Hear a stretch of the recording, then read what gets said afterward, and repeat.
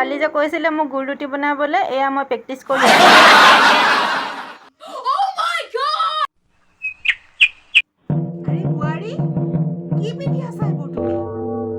কি? কালি যে আপুনি কৈছিলে মোক দীঘলকৈ উৰণি লৈ থাকিবলৈ, সেইটো কাৰণে মই দীঘল কাপোৰ পিন্ধি এনেকৈ উৰণি লৈ আছোঁ। ভাল লাগিছে?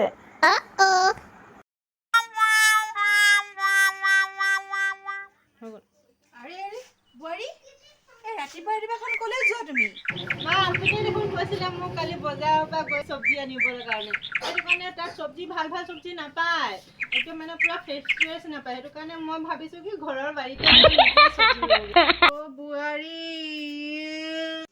বহুত হৈ গ'ল আজি। মই মোৰ ল'ৰাটোক আজি লগা হেৰি